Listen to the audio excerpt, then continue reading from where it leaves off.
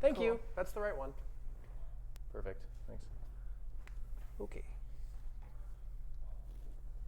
Move my cursor far away from the end stream button because that would be terrible. Okay, everybody ready? We good? Yep. Have all of you done this before? Yep. No. Cool. No? You have not? You have not? I've not. Oh, I did you're it in 2 years ago. You're in for a treat. It'll be a blast. Everyone, you Sweet. guys are sitting far away from me. I feel. Are we far away? Alright, I'm just All in right. the corner. You guys ready? Yeah. All right, we're gonna go live in 3, 2, 1. Hello, everyone. Oh no, I have something unmuted. Hang on, guys. There we go. All right. Hi, everyone. How's it going? Welcome to the next edition of Engineering Live here at Purdue University. Our topic today is going to be student experiences. So internships, co-ops, research, study abroad, all of those things you can do outside of class as an engineering student here at Purdue. So I've got 3 beautiful undergraduate engineering students along with me. I also have 2 undergrad engineering students behind the scenes answering some of your questions in the chat through our official YouTube account. So be on the lookout for responses from them as well. My name is Ari Swartz. I'm the Assistant Director for the Office of Future Engineers. I'll have my students introduce themselves as well. Yeah. My name is Jade Weber. I'm a junior in biomedical engineering. I'm from around St. Louis. On campus, we're all 3 involved with the Purdue Student Engineering Foundation. We all do engineering outreach and give tours and stuff like that. I also have research experience. I've studied abroad, and I'm also a Spanish minor. Just a few things. I did not know the Spanish minor. Yeah. Hi guys, my name is Jacob Lamazov. I'm also a junior in biomedical engineering. I'll specifically be talking about the co-op section today, but I've been on a co-op, I've been on internship, study abroad, I've done research on campus, extracurriculars, and I'll also be doing the 5th year professional master's program. Nice. Hey everybody, my name is Mark DeLoya. I'm a senior here at Purdue studying nuclear engineering. I'm originally from Dayton, Ohio. I'll be the internships guy during this presentation today, but outside of that, I've also done research on campus, I've studied abroad, and I've done a lot of extracurriculars as well. So we can talk about all that kind of good stuff.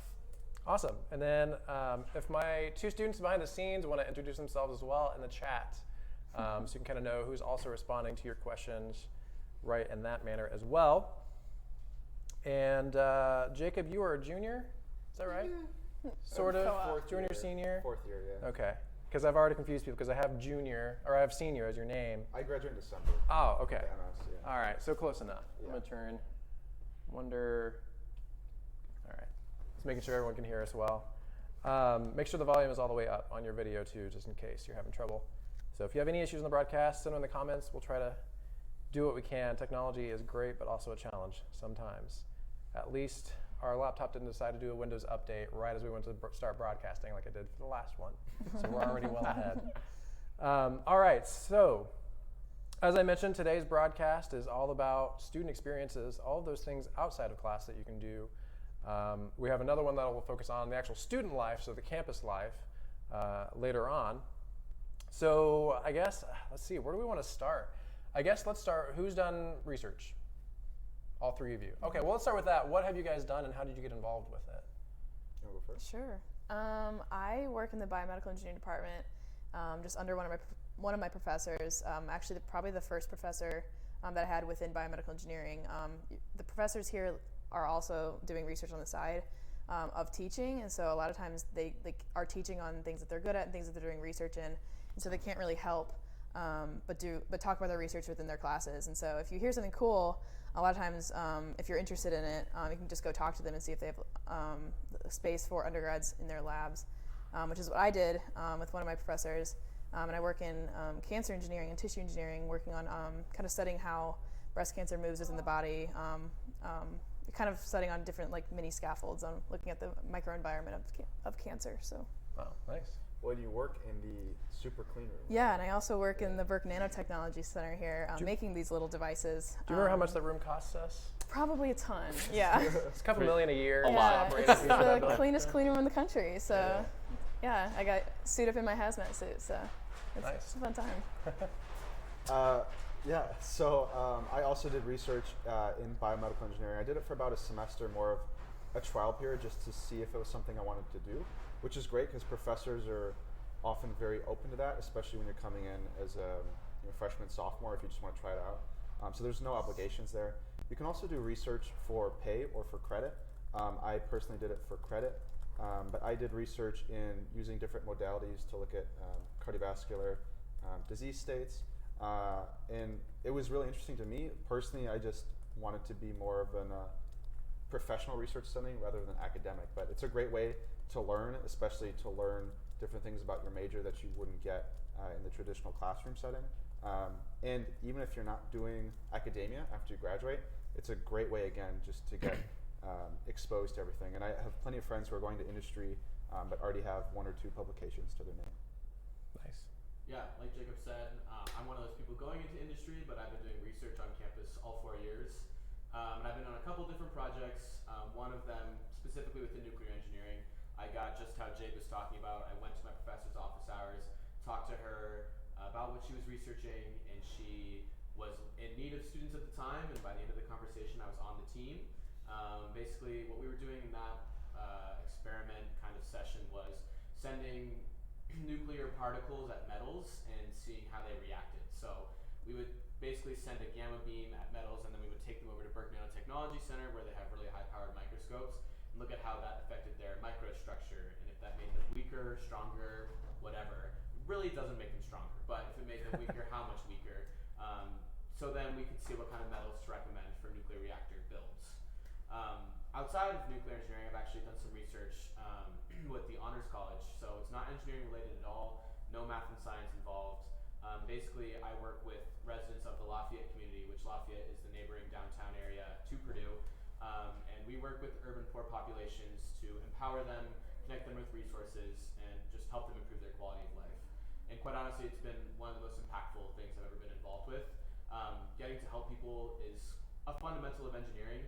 You don't have to do engineering specifically in everything you do in order to help people. So I've really enjoyed getting to work with them and build the connection between Purdue and downtown Lafayette, and do it as kind of a research project as well, to see what types of things work, what doesn't work when working with people in that sense. And I wanted to reiterate one thing Mark was saying was some of the research that he did wasn't within his major, and that's very much the norm. As long as you're passionate about something, all it takes is reaching out, but you're by no means just within your major when you're doing research, or in industry too. Exactly. Right. So we actually had one of the questions while we're talking about research is, how soon can you get involved in it? Are there any prerequisites? I mean, how did you guys get involved in your research? How soon did you do it? So that project that I was just talking about, I started my first semester freshman year. I'm actually about to publish on it this semester. I've been working on it for all 4 years. So I literally just, my professor mentioned his research in class. I walked up at the end of class and said, "That sounds really awesome. Can I get involved?" And I have been since then. Nice. It's really that easy. Yeah. Yeah, I got involved once I got into biomedical engineering, so my first semester sophomore year, I got involved like the first class that I went to. I talked to him like a month, I think, into school when he actually started talking about the research. So yeah, super soon. So. Yeah. Same for you? Same for me, yeah. We had like I think every engineering discipline has this, but it's a seminar class your first semester, sophomore year. And they're essentially bringing in professors within that major that are coming to recruit people like you, sophomores, because they like to invest in younger groups and then hold on to them up until senior year. Awesome. I think, yeah, one of our microphone channels just dropped. So give us a couple minutes while I look into this. We'll be right back.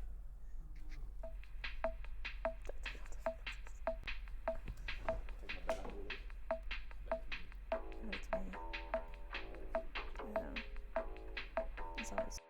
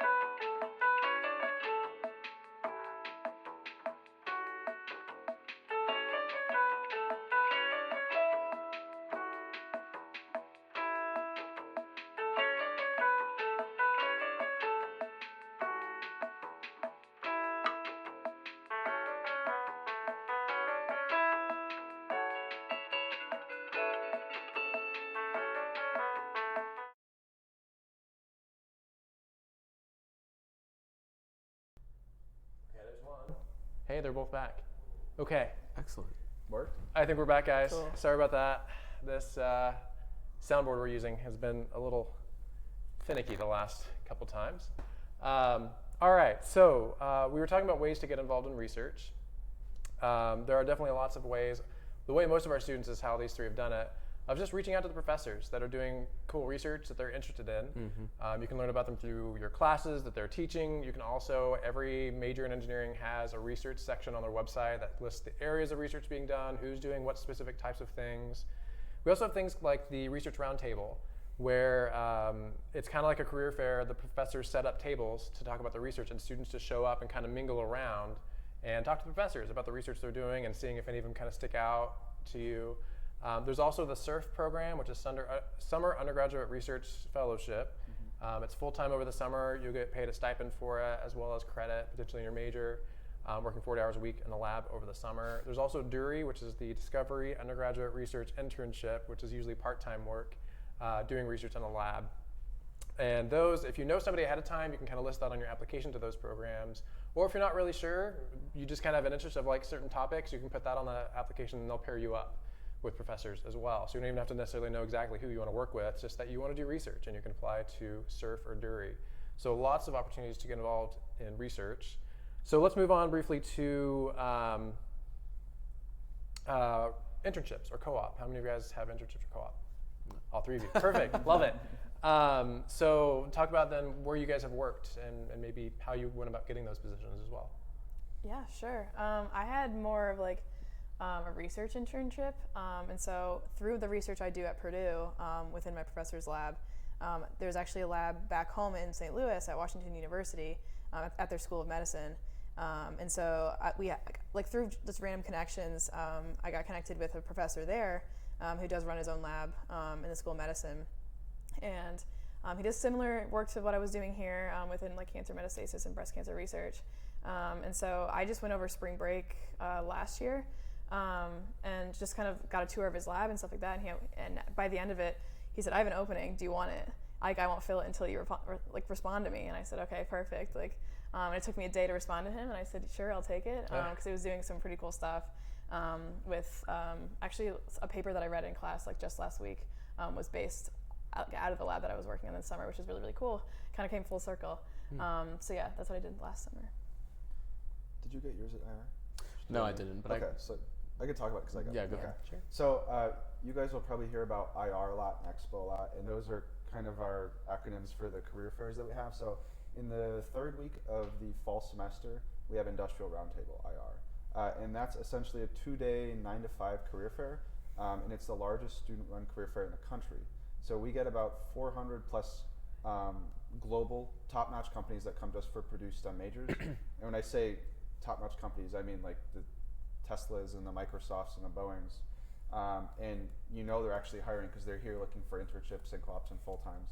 So that's how I got both my internship and co-op. And I'd say the most unique experience about it is the turnaround time.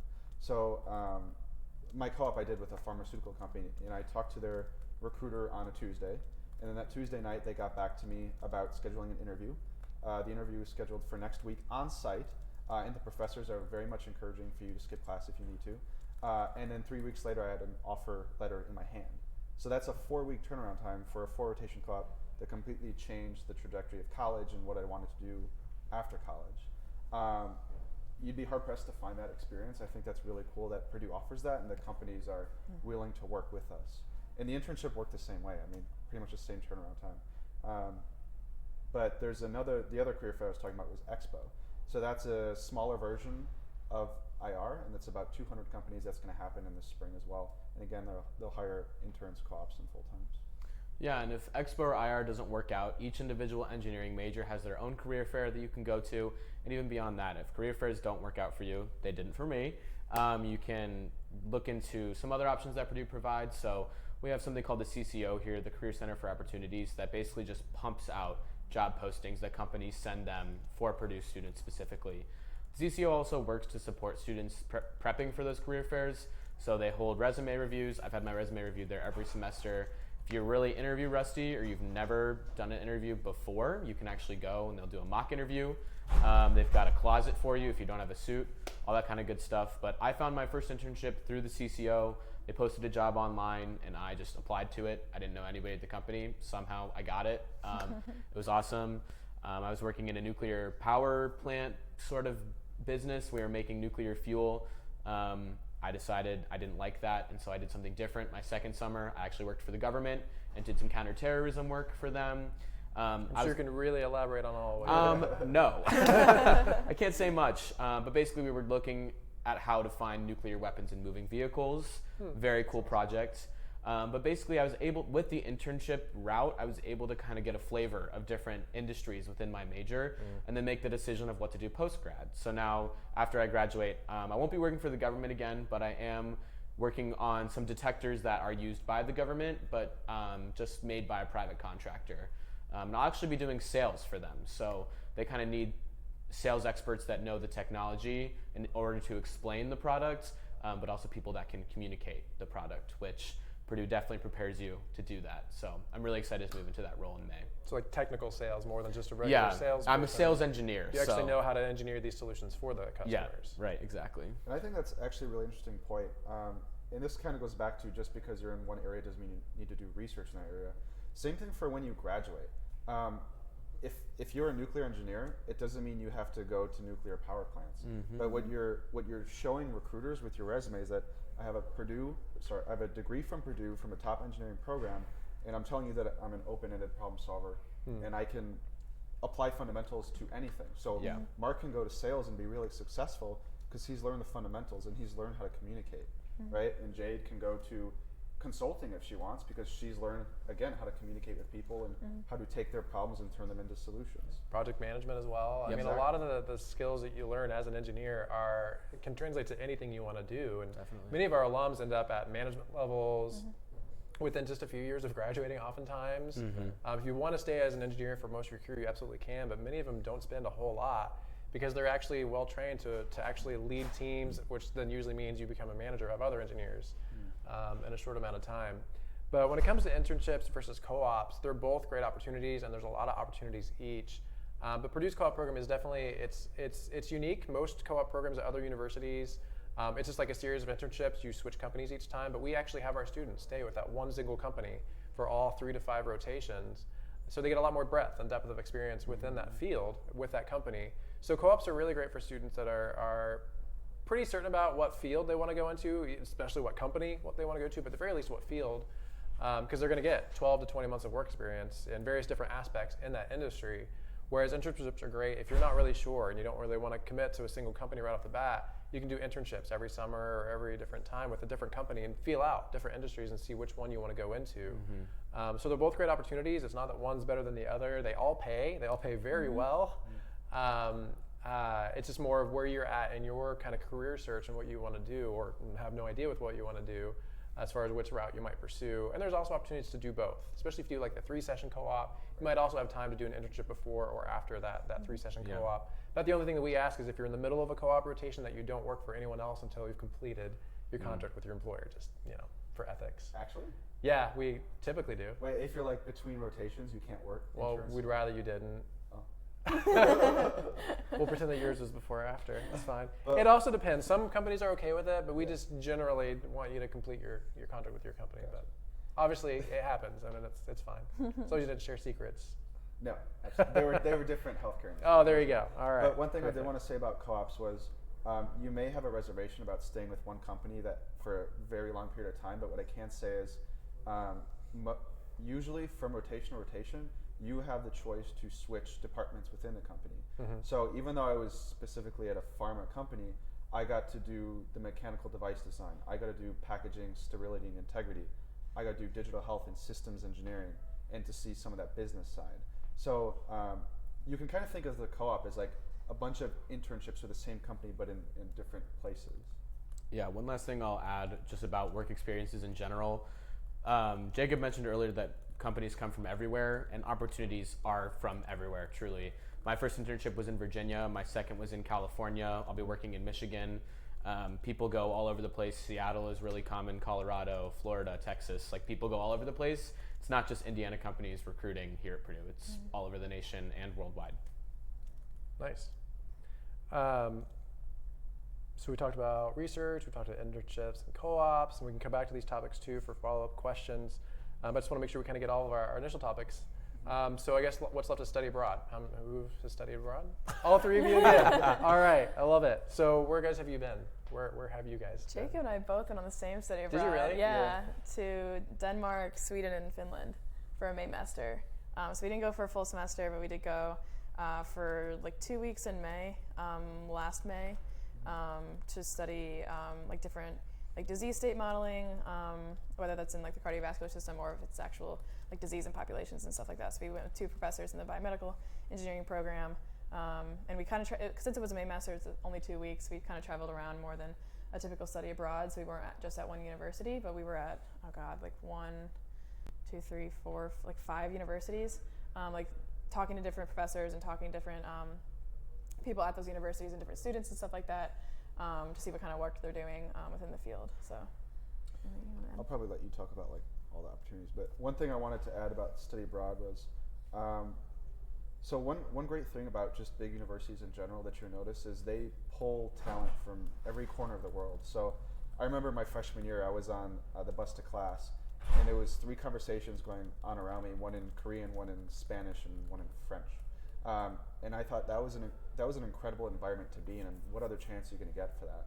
So that was kind of the experience that I also got on study abroad. Was I got to see all these different personalities and cultures and perspectives and work with engineering students who were taught to approach things in completely different ways.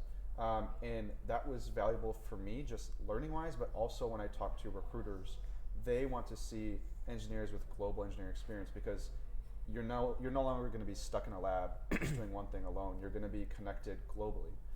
So that was a really valuable experience just to talk with these people. But also I can say that whenever I talk to recruiters, the study abroad program is the last bullet point on my resume above technical skills, and it is hands down the first thing they ask about every time. And then one more thing is Purdue really pushes the study abroad. So I believe they almost guarantee you a $1,500 scholarship. Just about, yeah, to do the shorter duration study abroads, and then I think it's $3,000 to do the semester long ones. Yeah, there's a lot of There's a lot of opportunities to find scholarships to study abroad. Not all of them are quite guaranteed, but some of them are a lot easier to obtain. Right. And through different study abroad programs we have, some of them even have some of their own individual scholarships, as well as the overall Purdue Study Abroad scholarships that are out there. Yeah, because Purdue wants you to go to abroad, there's a couple of different ways to do it. So like Jade said, their study abroad was a Maymester. So after finals finished in May, they went abroad for that 2 weeks. You can do the typical semester-long abroad in engineering and still graduate in 4 years. It's totally possible.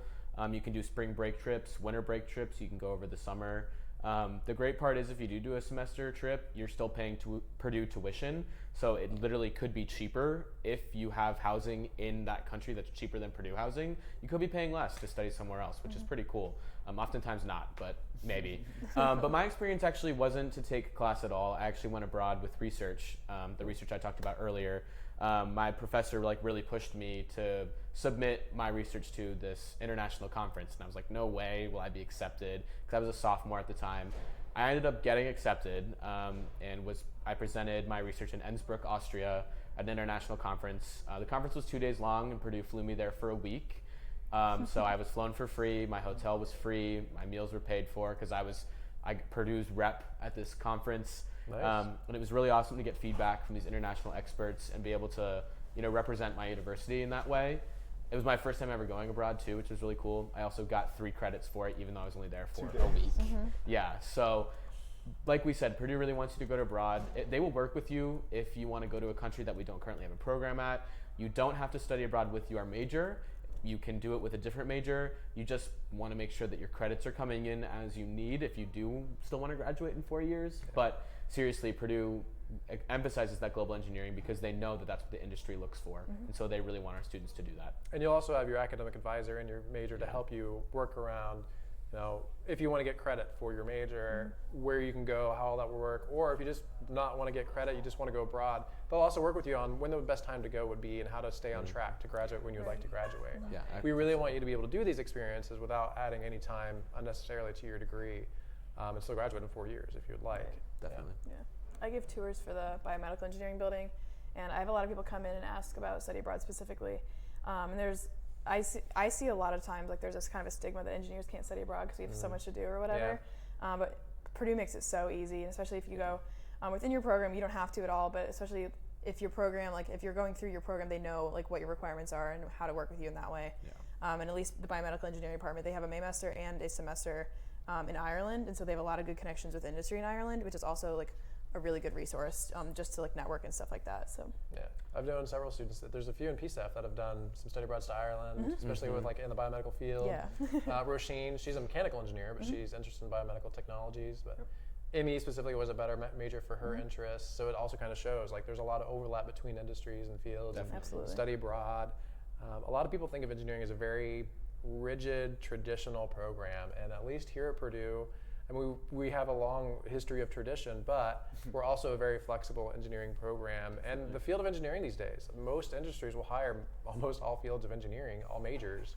And so now you can more look at a major as the actual like journey to your eventual career instead of a means to an end. Like I need to do this major to get into this field. Isn't really the case these days. It's more of which major is going to cater the most to what you're specifically interested in and what you'd like to do on a daily basis in a career. And then you can use that major to then get to your desired role in whatever industry you want to work in. And the same goes for research, study abroad, and those all help to eventually get to that goal too. You can really shape your experience to make sure you end up in whatever industry you want to do, no matter what major you're doing and what university even you go to. You have a lot of control over your future, a lot more than you might think. Definitely. So I do want to take a brief tangent here, since what's coming up in the chat. So Purdue did announce today at around 5:40 That came up in the chat? p.m., yes. Purdue is suspending all university-sponsored domestic and international events that are hosted by Purdue from March 16th through May 2nd. So effectively beginning this next Monday, all on-campus events are canceled, as well as all off-campus events that are hosted by the Office of Admissions or our office. Both the Office of Admissions and our office, the Office of Future Engineers, are working on ways that you can still connect with us. For example, through these online broadcasts. We're probably going to be offering some more of these. So be on the lookout in your email inboxes. If you've registered for any events, you will get an email from the university with other alternatives, what you can do, what you need to know due to the coronavirus shutdown that Purdue is experiencing at the moment. So all that said, all of the events are canceled March 16th through May 2nd. We're all very sad too because we're very involved in these events, especially our seniors that are getting ready to graduate. So sad. So bear with us as we're also trying to work through this. We will make sure that you guys have all the information you need.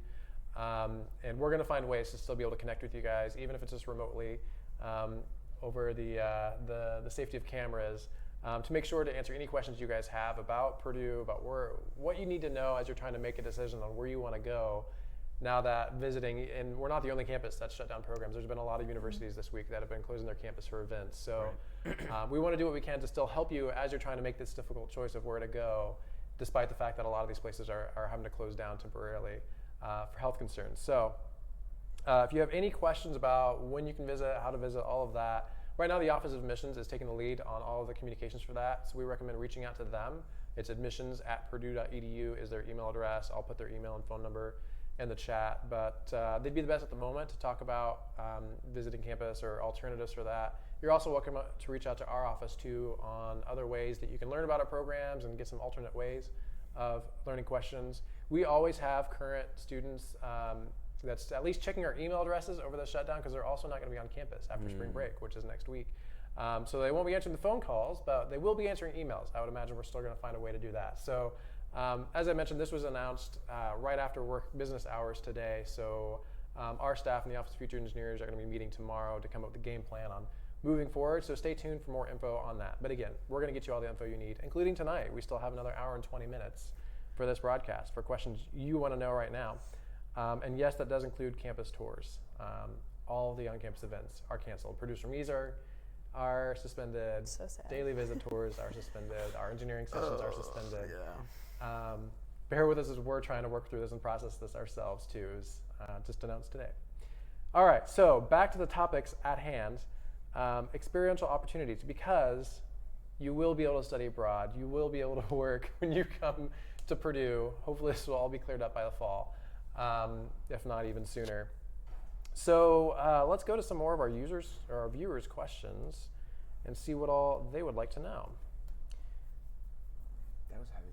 That was very heavy. So sad. It is very. I'm really sad about it. Because that's our whole office's mission, and their whole office's mission, their whole student org's mission is to outreach to you guys and host you guys on our campus and talk about what it's like here. So it's kind of a bummer. So we'll at least be able to do broadcasts like this, hopefully. All right, so for internships and co-ops, we had a question about Pathmaker Internships. So Pathmaker is another type of work program on campus. It's a fairly new one. It's only a few years old, where you're actually able to do part-time internships during the school year. So most internships are usually in the summer. There are some opportunities for fall or spring, but you're going to work full-time, so you might take a semester off if it's fall or spring. So Purdue wanted our students to be able to work in relevant work experience while still in school, like on campus. And so we've created the Pathmaker program where we've partnered with companies that will set up satellite locations here on campus, as well as startup companies in our research park area that's using our startup incubator. And students are able to apply for these positions where they're going to work part-time. I think it's 10 to 20 hours a week doing things that are relevant to their field and roles that are going to pay anywhere from $20 to $30 an hour for these internships. So a lot more than what you'd make for just a part-time on-campus job. Mm-hmm. You actually get relevant work experience with internship level pay. And some of these companies that are the larger companies, they'll even offer for you to work for them full-time over the summer. So you could have a potential for year-round internships part-time during the fall and spring and full-time with them over the summer. So just yet another way we're trying to allow our students to have more innovative ways of getting money to help pay for school for one, but also getting really valuable work experience in your field. So that's Pathmaker Internships. Then we have just regular internship programs that are on your own and kind of go whatever you want to do. And then our co-op program, which is administered by our Office of Professional Practice for those 3 to 5 work sessions with one single employer. So a lot of different ways. Again, not a very rigid engineering program. We're a very flexible engineering program in a lot of different ways. So how competitive are these co-op or internship opportunities? Have you guys stressed about it? What all have you guys done, or how have you prepared to try to get these opportunities that you got? I'm pretty sure every student here stresses about it. Yeah. Just because, you get the question all the time, especially in the spring semester, where are you going to be this summer? And if you don't know and everybody else does know, it does get really stressful. But a lot of times, you just kind of apply and you do wait. And a lot of times you get them in April, you get them in May even, internships for June and July. In terms of preparing, I think the best preparation for internships and co-ops are more of your professional side, not necessarily your classwork. If you go into an internship in whatever, mechanical engineering or whatever, your mechanical engineering, yeah, sure, those classes that you're taking, that can help you. But a lot of times it's your networking and your kind of confidence in your ability to go into the interview and say, I have these skills and I'm able to apply this. That's kind of what gets you the job. Yeah. Yeah, I'll say it's interesting because you'd expect engineering internship interviews to all be very technical and ask you, what is this equation? How do I solve this? And it's almost never that. It's often, tell us about a time where you handled a difficult situation. And you have the most broad question to answer. And so what Jade is kind of saying is soft skills are what is really important.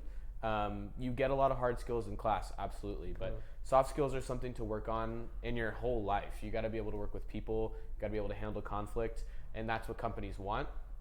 And one thing I'll highlight that Jacob said earlier is that career fair industrial roundtable happens the third week of school. So in terms of competition, companies are coming to Purdue first before other schools because they know the rigor, they know what we're worth. When it comes to competition between Purdue students, we're all taking the same courses. There's a lot of achievement here. So diversifying yourself comes in being well-rounded, being able to communicate, and really make a connection with somebody, whether that's about powerlifting or peanut butter being your favorite food. You gotta be able to talk about things, but also communicate who you are as an individual. That takes some confidence and it might be challenging, but there are resources on campus to really help you learn how to do that, because nobody likes talking about themselves in that way, but you can find a way to do it that doesn't seem weird. Yeah, so it's a tough question in terms of how hard it is to get, because it really depends on who you're applying to and how many positions they have available. I know John Deere, for example, great company, and they hire a bunch of people. Still hard to get, but a bunch of people. Yep. But then if you go to somewhere like Tesla, a little harder, Mhm. right? Everybody wants to work right, there. for a reason. Yeah. Right? Everyone wants to work there. So it's hard to put a finite number on it. But just be aware of what the company does and what they're looking for. And they hit it right on the head with communication and being Yeah. able to sell your story. And even if you don't have the best internship or co-op or professional experiences, if you can communicate that in a way that resonates with the recruiter, then I think you're set. I remember when I interviewed for my co-op, it was sophomore year. I had no credentials whatsoever, and neither did any other sophomores. They understand that. Right. But I remember, like, the interview, I remember bringing up Game of Thrones at one point, and we made a connection over that. But being personal and actually enjoying yourself and not being super stressed and awkward about the whole thing was super helpful. And one thing that really resonated with me was Purdue actually hosted a consulting workshop a couple weeks ago, and there was a partner there who said, you can be the absolute smartest engineer in the room, but if you can't connect with the person you're trying to convince, and if you don't have a rapport established with them, it doesn't really matter how smart you are, it's not going to go anywhere. So again, communication is key, and developing that both on campus through just interacting with people, but also organizations. Mark's been a part of a bunch of them, and that's really helped him a lot, is finding his passion and learning to work with others. Yeah. Yeah. One last little thing. Oh my gosh, I just totally forgot what I was going to say. Oh, one last thing is when you're doing interviews and things like that, as much as they're interviewing you, you are interviewing them. Yeah. So It goes both ways. I would say coming prepared is really important. That seems really obvious, but know a little about the company and know what you want to know about the company, because you have the freedom to ask. And sometimes that can be what stands out when you end an interview with some really strong questions that they have to answer. So There's another some thing. better questions to ask than others. Don't ask like, so what do you guys do again? Yeah, no, that's But more not of good. like, one of the questions I always liked to ask in interviews was like, what's your favorite part about working for the company? But yeah, it shows that genuine interest on your part as opposed to somebody showing up just looking for a job. And Right. I'm going to talk to anybody that I can. But especially one of my pro tips is always look into the company before you talk to them. For all these career fairs, they always list the employers that are coming. They usually also list what majors they're hiring, what years they're hiring, even for international students, what visas and other ways that they're able to hire. So you'll know ahead of time who you'd be able to talk to. Research the ones that you're interested in and see like recent events, recent projects, or come up with a reason of why you're applying to them or why you're interested in their company. I saw you guys did this, and I thought that was really cool. It shows you've done your research, it shows genuine interest, and it really helps you stand out, and that makes it memorable for them too. But a lot of times, especially for your first internship or co-op as a sophomore or even a freshman, you have no professional experience, except maybe some of the stuff from high school, which was probably not anything relevant. And so for that, most companies realize that, and so those interviews are more of, they're trying to see how quickly can you catch on to things, and how would you fit into our company culture? Would you like be a great employee and fit seamlessly, and we can train you all of the things. Right. They don't expect you to know all the things right off the bat. So it is a lot of those skills. So our Center for Career Opportunities has all sorts of workshops and resources. But sometimes it is relying on some of your class projects to get that first internship. So our first year engineering program, you do a series of team projects your whole freshman year, both inside and outside of class. Some students leverage the things that they did and how they managed challenges and issues with teammates. Those are often questions that come up in interviews. You already have some experience with that just in your class projects. But also our EPICS program, which is our community service class. A lot of students are able to get their first internships by talking about their experience with EPICS, because you're doing actual products for actual clients that have some sort of community service impact, but you're working with a variety of other students from across campus, not just engineering students. So you're able to show teamwork across disciplines, you're able to show project management, and you're able to show like tangible things that you've worked on, or at least talk about these things. You won't probably have it on you for the interview. But all sorts of ways to get those experiences and for that first internship, so that then when you have that first one, it'll easily add on for more, and you can kind of build off of that. But it is a lot of those earlier ones are more just kind of a how would you fit in our culture? Yeah. All right, what else do we have here? So speaking of kind of projects in class, does the engineering curriculum involve a lot of projects and hands-on approach, or is it primarily lectures and theory? What do you guys say to that? I would say kind of both. But Yeah. At least biomedical engineering, and definitely first year, it's definitely project-based. I was in Epics freshman year, and so I did the Epics track, and so I was working with the zoo in Lafayette, and so twice a semester we would go to the zoo and actually like consult with them. And I was just a freshman, and I was talking to like our stakeholder as to see like what they wanted in the product, and what improvements that they wanted made and stuff like that. And I was just a freshman. I wasn't even in like my full engineering major yet, and I was doing that. And so like that in that sense, like that was definitely helpful. That was project based and stuff like that. And I think most of the classes that I've had within my major, there's been some sort of project, and then a huge kind of capstone or like kind of highlight of the engineering program is senior design, and a lot of times junior or sophomore design depending on your major. And so that is your capstone course. You're applying everything from your undergrad up to that point to a project, to kind of like a deliverable. And so that's I think Purdue kind of likes to see that is you're applying literally everything from your undergrad to like one final project. You get to kind of like prove what you learned to like not just a homework assignment, not just your final transcript, but an actual deliverable. And all the biomedical engineering classes are taught in labs, right? Or at least most of them? We have a lab every semester, yeah. Every semester? Yeah, and most of those labs do have not just weekly labs, but also projects on the side that you're working with that group. In like our sophomore year labs, we did like not really like a project, but more like an experiment on the side, aside from our weekly labs. And then in junior year, we actually like built an EMG, electromyograph, and an electrocardiogram. And so we had electrodes all like stuck on our bodies and stuff like that. And that was an actual device that we built just in our lab classes. So do either of you guys have a minor with your degree? I have a Spanish minor. Spanish? I was doing a CS minor. Computer science, yeah? Yeah, that ended up being too much of a workload. But even though if you don't do a whole minor, you can take classes that relate to it. Right. Like the technical electives? Kind of exactly. So I don't know if we want to move into this. Well, so we actually had a follow-up for you guys of can you have a minor in biomedical engineering, so we can tackle this real quick. Yes. So you can have a minor in just about anything from any major. Some have certain restrictions, but what a lot of them do is they kind of strategize. So for BME specifically, you take a lot of electrical engineering courses, so they make it really easy where you just need like 3 extra classes in ECE to get the minor as opposed to 5. But it's very much tied into your major, and it can be really easy to get at times. And even if you don't do the minor, you can still take classes that push you in a certain direction. So I didn't go through with computer science, but I took 2 classes on it that built the foundation that I could then apply in industry. And that has carried me very far in industry. And you can do something that's totally out of the box too. We've had psychology majors, political science, Spanish, economics. We have a great entrepreneurship program at Purdue, so there's an entrepreneurship certificate you can get learning how to write a business plan and value propositions. So a lot of opportunities there, and it's definitely doable, even if you don't come in with AP credit.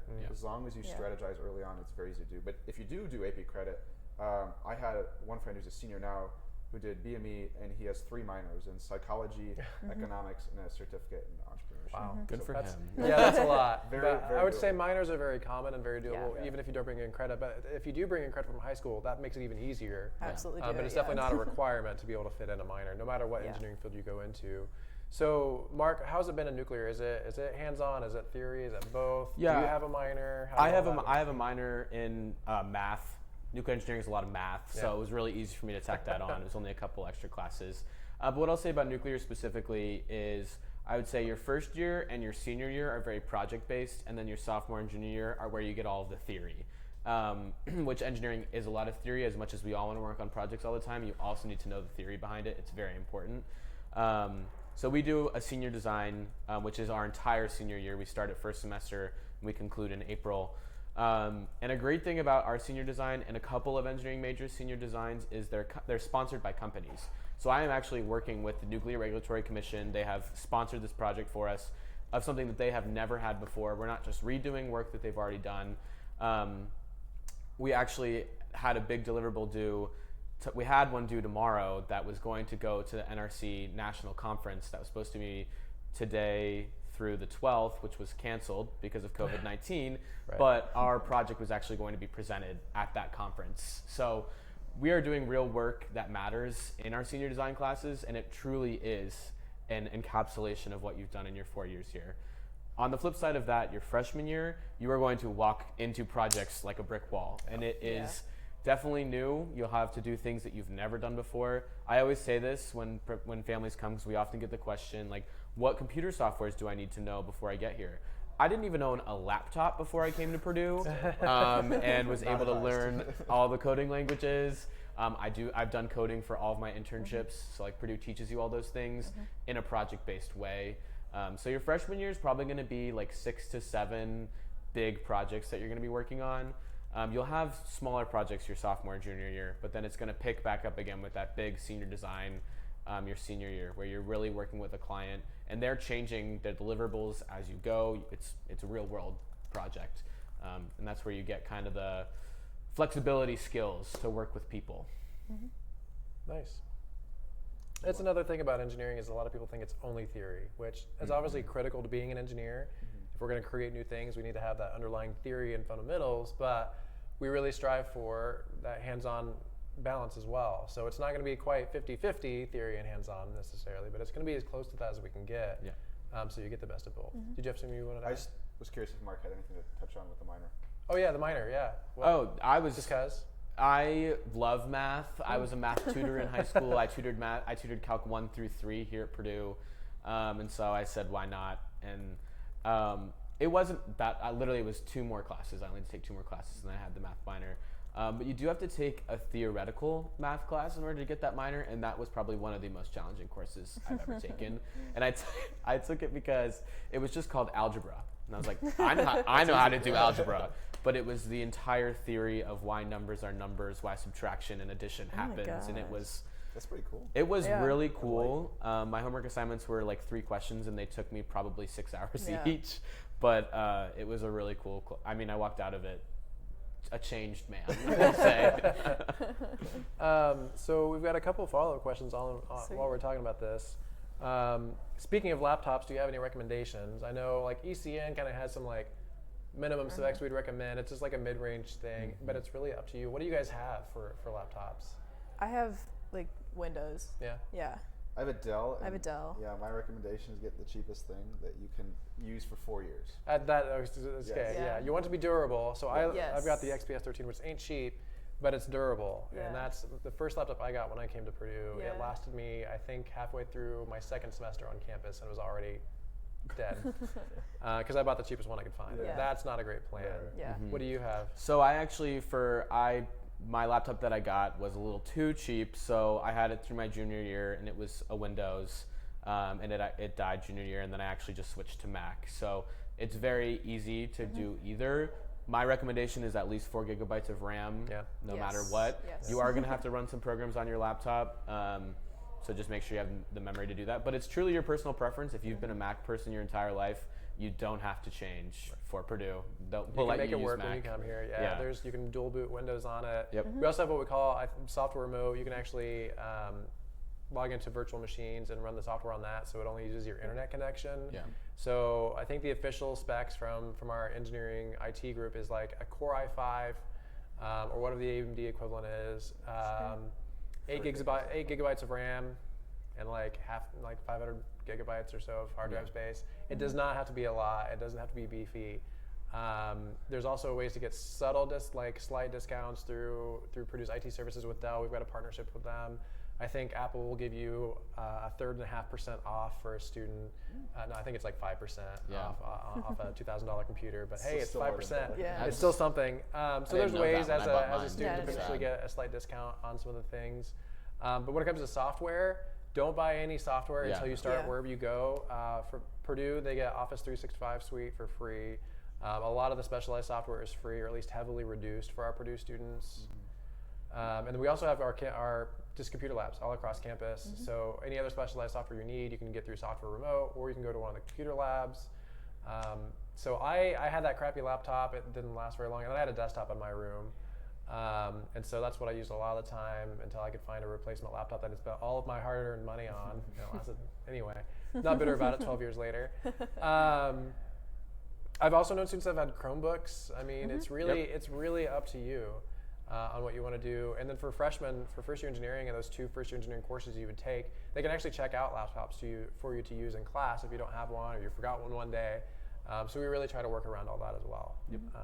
The other follow-up question they had was for Mark, what's the differences or the main differences between majoring in chemical engineering with a concentration on nuclear versus just doing nuclear engineering? Good question. That is a great question. So if you choose to do a chemical engineering degree with a nuclear engineering focus, you'd be focusing a lot more on like the nuclear physics, the nuclear chemistry, so kind of particle interactions, things like that. Nuclear engineering is actually very thermal hydraulic focused. So we do a lot of what mechanical engineers do because our nuclear engineering degree here is, I will say, like 70% tailored towards nuclear power and that kind of thing. You're definitely prepared to do other things in nuclear power, but you need some of those foundations of thermal hydraulics to do nuclear power.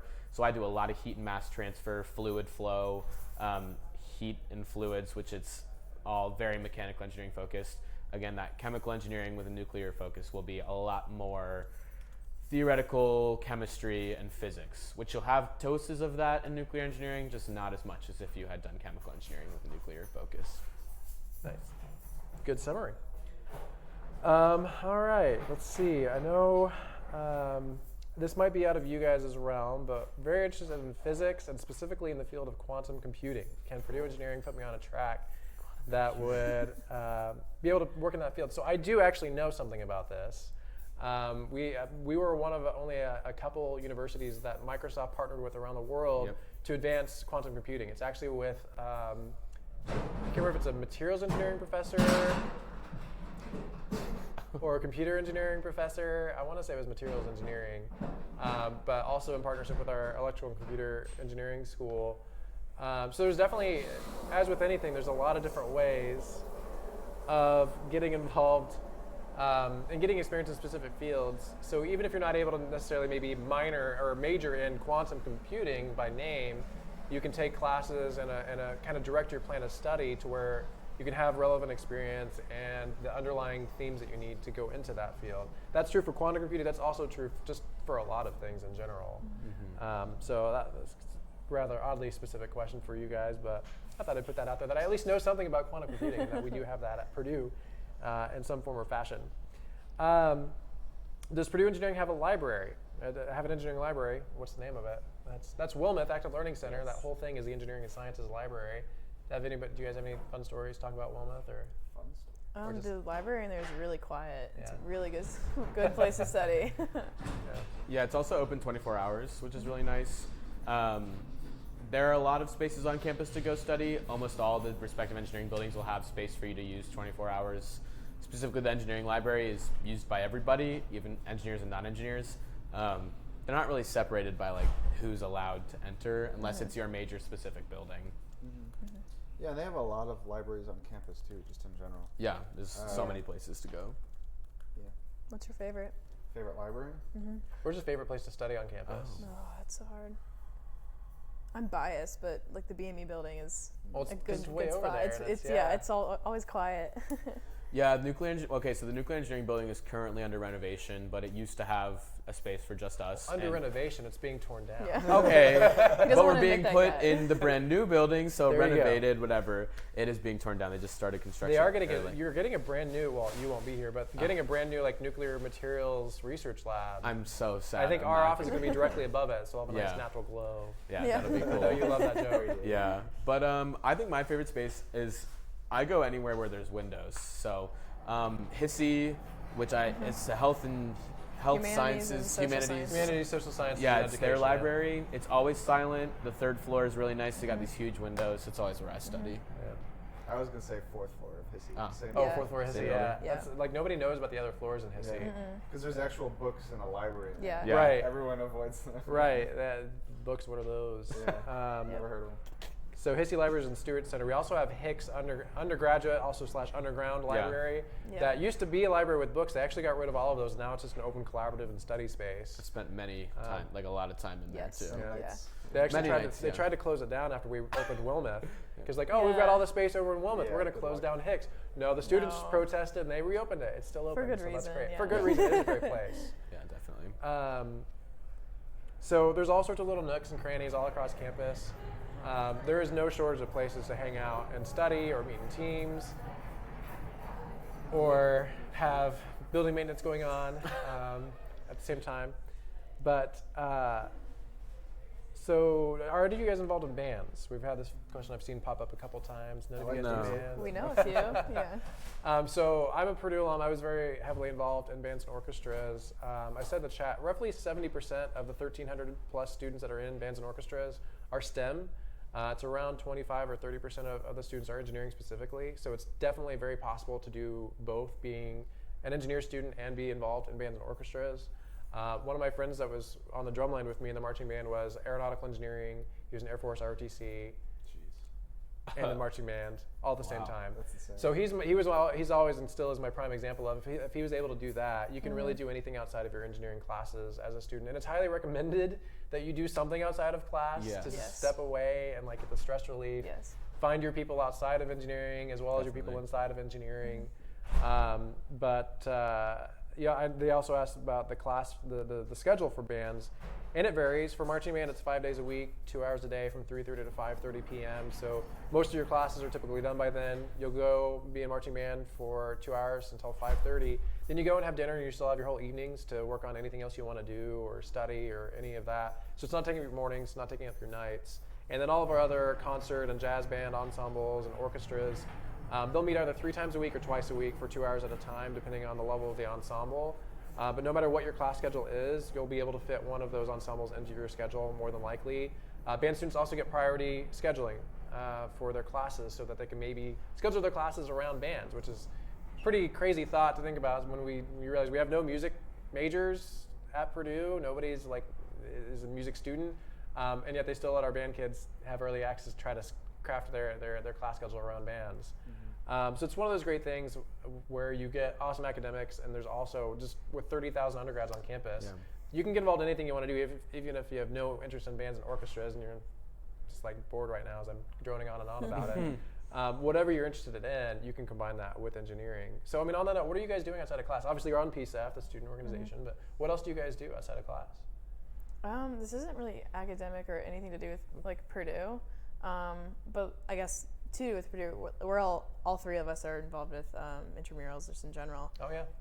But I know I will get just a few friends together and we'll all go out with our cameras just on campus or at local parks and stuff and just go take pictures and stuff like that. That's not academic at all. Yeah. But I think a few of us, at least me and my roommate, are planning on taking photography classes for our general electives that we have room for our senior year. So nice. Yeah, That's not awesome. Purdue related at all. But what intramurals have you guys played?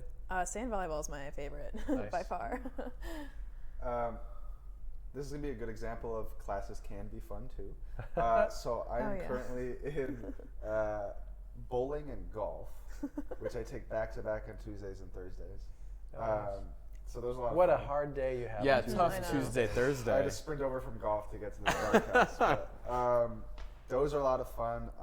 One thing I do want to say is, and definitely consider this, is when you're gone for a long period of time, especially on co-ops, it can make it harder to stay in clubs for an extended period of time and do leadership positions and things like that. So just be aware of that. But other than that, I want to forfeit my time for Mark because he's in everything. He is. I've done a lot. We might have time in the last 50 minutes to finish. First of all, intramurals are awesome. I love intramurals. I'm a retired high school athlete, so I've been in dodgeball, flag football. I've done sand volleyball every single semester It's so fun. that I've been here. I've done regular volleyball, which is volleyball in a racquetball court, and it is just pure chaos. It's so much fun. Outside of that, I've been really involved in some of the professional organizations that we have here at Purdue. So PSEF is one of them. We work with the Office of Future Engineers to just talk to prospective families. I've been really involved in an organization called Old Masters, where we basically search our archives for alumni that are just doing exceptional things. And we invite them back to campus for a program that we host, where they really get to interact with students, interact with their campus again if they've been gone. And we had one that came back 2 years ago that hadn't been back in 40 years. And he was so grateful that the program brought him back. I'm an ambassador for the College of Engineering, so anytime alumni come back for any sort of ceremony or we honor them quite a bit, I work those events. There's many other things that I've done too. But the professional organizations are kind of where you get those soft skills like we were talking about, and you can kind of make this big campus feel smaller. So PSEF is about 50 students. So we've got 50 students from all different engineering disciplines interacting on a weekly basis. and they really do become your family. That's not, PCEF is not an exception in that sense. There's Society of Women Engineers.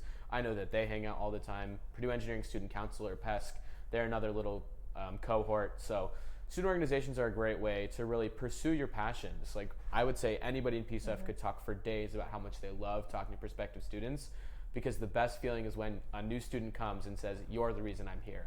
We have a couple new members in PCEF this semester that that said that exact thing to me, and I like cried. I was just like, "This is amazing. I feel like your father. Like, this is great." Like, it was really nice. So that's why we do what we do, and why I got so involved is I'm just obsessed with Purdue. I like love it. I never want to leave. I'm sad that the coronavirus is killing my last semester, but it's a special place truly, and you're gonna want to get involved in things once you get here. Yeah, I think I would be, not that my classes aren't like the funnest thing in the world, that's not a word, but not that I don't have fun in all my classes, but student organizations and everything outside of class is like what makes me like excited to be here and stuff like that. Like, to be able to be like a part of this organization, for example, like that's like what gets me so excited, and to be able to like keep up on, like, for us, like at least in our organization, to keep learning about Purdue and learning about like future things that Purdue is working on and stuff like that, and be able to like portray that to like future students, like Mark said, like that definitely makes an impact. Yeah, I mean, Purdue was nowhere on my list of options until I visited campus out of the blue, and now I've been here for 12 years, which is wild. And I was a student ambassador doing outreach events and all that, and that's where I had because I was very passionate about Purdue. I went from like 0 to 100, like as soon as I visited campus. And I never, though, thought I'd make a career out of like talking about Purdue in my full time, getting paid for it, which is great. But that's one of the great things is when you find the university that's your fit, it's really easy to get really involved on campus, which then makes it easier to do well in your courses and lead to greater outcomes after you graduate as well. Makes it hard to leave, or in my case, never leave. But it's the best way to really, and that's why, you know, we really think it's important. That's why we do these sorts of events, is we're not here to necessarily sell you on Purdue. We're here to talk about what it's like here, why we loved it, what made it the right fit for us, to help you determine if this is where you want to be. We hope you have that same experience here, but we really just hope you have this same experience wherever you end up going. And that's one of the reasons that you choose where you go, is because you know that you're going to fit in well and do well on that campus. So hopefully that's Purdue, but it may not be. And that's okay. We're only partially offended. But that's the whole point, is trying to find your fit for college, because you're going to live there for 4 years at the very least. Yeah. Maybe sooner if you're coming in with a lot of credit, but you want to make sure that you're going to enjoy your time there and fit in and get involved at your home away from home. Definitely. As cliche as that term is. It's true, though. Is it difficult to get into your first choice engineering discipline? How do I ensure that I can get into the specific type of engineering I want? This is always kind of a tricky question. I think a lot of question that causes a lot of panic and anxiety, but it's really not meant to be a stressful or panic-inducing process. So everyone, in case you're not aware at this point, everyone starts out in first year engineering for their freshman year. So nobody is committed to any specific major at this point, none of our admitted students, only just engineering, really. And even if you change your mind about engineering, you can switch out, we'll help you with all that. And it'll be your second semester on campus that you choose what you want to go into. So before I get into all the stats and the numbers, I mean, what was you guys' experience with it? Like, for real, did any of you guys stress about it? Did you have any friends that were stressing about it? What was the experience overall? Did you get what you wanted to? Yeah, I knew coming into Purdue that I wanted to go biomedical, and so the first year engineering for me like wasn't used as a I don't know what engineering I want to do. Is more of like I don't know what engineering was. My high school didn't offer engineering classes. I don't know how to be an engineer. So to learn that like very broadly and then apply it later into biomedical, that was like super important to me. But I think everyone kind of stresses about that, and like literally until they're in their major. Yeah. I think that's kind of expected. But like at least for my year and for all the friends that I was hanging out with, I don't know anybody that didn't get their first or second choice, and all those people now are like happy where they are. Mm-hmm. So it was like for the better whether they got their first or second choice. I think, yeah, you can talk about the stats later. Yeah, I wouldn't say I was stressed so much. I think we were in more of a unique situation back then, and Ari will touch on how it's changed, but BME specifically was such a small program that we generally say that 3.2 is what you need to get in. And it just so happened that the program was so small that it would be the last seat GPA, which was generally higher than a 3.2. So I was stressed in that sense, but I came to Purdue with the mentality that I'm going to do well. I'm going to do everything that it takes that freshman year and make sure that I get where I need to go. And then in terms of the actual application process, at least when I did it, it was literally an email where you do like a survey, you put in your GPA and your first and second choice.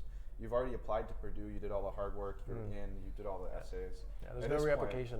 Right, at this point they want a GPA. Okay, good, you've proven that you can study and you have the work ethic, and then maybe in June they get back to you with... Typically, it depends on the major May. too, but at the very least you'll find out as soon as that. grades come out. Yeah. So when I first came to Purdue, and most of my freshman year, I really wanted to be a biomedical engineer. So in an alternate universe, you could be looking at 3 biomedical engineers. But that first year really gives you the opportunity to learn about the different majors. There were many that I did not know what they were. Like Jade, I had no engineering in high school. I knew what mechanical engineering was. I could guess what biomedical engineering was. I didn't know what nuclear engineering was. I didn't know what industrial engineering was. And so my freshman year, I got to learn about them. And after learning about nuclear engineering, no offense, I was like, whoa, this is way cooler. I was way more interested in it, but I didn't even know existed. I'll say that's probably pretty frequent about industrial engineering. It's kind of I don't want to say niche, but it's just like you don't think of it as engineering because they're making every process better in little tiny ways. And Well, the whole point is that you don't think about it. It's like that you just don't even. Like you've never thought about somebody was behind the design of making the lines at a theme park so windy so that it's the most amount of people in the smallest amount of space. I never thought of that before I thought about it in the context of industrial engineering. But after my freshman year, I got to learn about nuclear engineering and change my mind without any penalty. I didn't have to switch my major from biomedical to nuclear. I just got to change my mind. And then by the time second semester rolled around, I could just submit that as my first choice. In my 4 years, I have never met an engineer that hasn't gotten their first choice of major. Yeah. It does happen, but I believe it's above 90% chance of getting your first choice of major. The last several years, over 90% of our first year engineering students will get their first choice of major. For students that applied to start this past fall as sophomores in their major, it was around 92%, I believe. So the vast majority of our students are. And the way that this process works is at the ground level, as long as you pass all the classes required of first year engineering and there's room in the major you want, you're in. Of the 17 different majors we have, typically it's around 13 or 14 of them have accepted every single student that wants them. We just have the same ones every year. Biomedical engineering is one of them, aeronautical engineering, and mechanical engineering. Every year, those 3 will have more students selected than there are spots. So then at that point, it will be based on grades. And there might be 1 or 2 majors sometimes every couple of years where they'll have to turn away a couple of students just because of capacity. But there are ways to be guaranteed your first choice major regardless of capacity. There is a process for that. It's basically starting in first year engineering right off the bat, passing all your classes on the first try, finishing first year engineering in 2 semesters like you're supposed to, with a 3.2 or higher GPA, both cumulative and in the classes required for first year engineering. So basically those criteria can be guaranteed your first choice. And it was between 50 and 60%, I forget the exact number, but 50 to 60% of our students qualified for that first choice guarantee last year. But again, 92% of them got their first choice. We also have what we call priority selection. So if you just have a 3.2 GPA at the end of your freshman year, as well as a 3.2 in the first year engineering required courses, you're given priority. And I'm pretty sure last year, everyone who had a 3.2 or higher got their first choice. The average GPA at the end of first year engineering last year was a 3.23. So our average student had priority. It was literally the bottom 8% basically of the class that wanted one of those 3 full majors. But even they have options. They can choose a second choice major that wasn't full. They can stay in first year engineering for 1 or 2 semesters longer to retake courses they did poorly in. And if they bring their grades up, they can try again. And oftentimes they might be successful at that point. Or if they've just determined engineering is not for them, we'll help them figure out a different major on campus and transition to that. But we do have a 91% first year retention rate in engineering. So 91% of students are still in engineering their sophomore year. So first year engineering is not meant to be a weed up program, and it's not meant to be a program that tells you you can't major what you want to do. As long as you're doing well in your courses, we're going to make a spot for you. And if you're struggling in your courses, and we can talk about this in a second, there's all sorts of ways to get help in your classes. But basically, I just want to reassure that it's not meant to be a stressful process. We will help you throughout the entire process. Even if you're turned away from your first choice for whatever reason, we're going to help you then. Is there a second choice that would still get you what you want to go to? And a lot of students do realize that there is actually a second pathway that might even have been better than what they thought. True. Or we can help them stay in first year and connect them with resources to get academic help with their courses too. So we want to be there to help you all along the way, as well as your classmates. We don't want to be in a position where we have to tell students you can't get what you want. If you're doing well, we're going to really try to make a spot for you. And there's multiple opportunities for these things as well. It's not a one-time shot to get into your desired major. And the vast, vast, vast majority of our students every year do get their desired major. The other thing that's interesting, kind of where Mark fell in, was we find, so when you applied to Purdue, you applied to first year engineering, but we do ask what major you're thinking about in engineering. Doesn't impact the application. We're just kind of tracking interest and see where students end up. And based on that question, we found that 48% of students ended up choosing a different engineering major to start in their sophomore year than what they had initially thought about when they were coming in as freshmen. And that wasn't because they couldn't get their majors, because they literally just changed their mind about what they wanted to do. Because it is hard to know about 17 different majors, especially if you had no engineering experience in high school. So the whole first year engineering program is really meant to help you feel out all the opportunities, but also give you all these foundational skills along the way. So speaking of getting help in classes, how have you guys survived being an engineer? Because it's tough, right? But what have you done? How have you been able to succeed and survive? For me, like the TAs have saved my life sometimes. TA office hours, professor office hours are like the best things in the world, depending on the class. At least for a few of my classes, the TAs have held their own office hours separate from the professor, and they have been at 6 p.m. or whatever, and they end at 7. But a lot of times they'll run till 9, and they will be there from 6 to 9, like working one-on-one with you. And sometimes they have like absolutely saved my grading classes because they're there to help me, and they were absolutely doing their job like above and beyond. So like for me, TAs are definitely the first place that I go if I have a question. I'll email them or like go to their office hours, just like pop in for 5 minutes, ask a question and leave, or you can stay there for 3 hours like sometimes I do. There's also SI sessions for like the bigger classes you'll probably take your freshman year, like the big calc classes, big chem classes, which are supplemental instruction. So a lot of the TAs will sign up to teach these SI sessions. They're usually held in like the Wilmeth Active Learning Center and like bigger lecture halls. And they're basically just holding like a giant review session. And so it's outside of the review session that's probably held in class like before an exam. It's just like an extra like at night, like go to your SI session, literally just to get help, ask questions, like work in groups there, just like extra exposure. Yeah, so personally, I think the biggest thing I utilized was my peers. So it's a big school and a big engineering school, so odds are there's going to be other people even in your dorm that are in the same class as you. And yeah, I would essentially just work with my friends, and that was really helpful. One, in learning the material, because there's going to be people who are smarter than you, so great to learn from them. But then they also get to learn from teaching you, and that's one of the biggest things that drew me to Purdue was when I came on like the campus visits. I'd gone to a lot of other schools and looked at them, and the biggest thing that I saw here was the collaboration, and people actually wanted to do well, and they wanted to help you do well, as opposed to being at another really competitive school that's kind of like a pressure cooker, and everyone's fighting to get ahead. So that that really stuck out to me with Purdue, but then also just utilized that through all 4 years and helping me do better in classes. Yeah, and I actually have a third example of resources. I'm surprised all 3 of ours are different. Mine are, a couple of classes will have what are called tutoring labs or help rooms.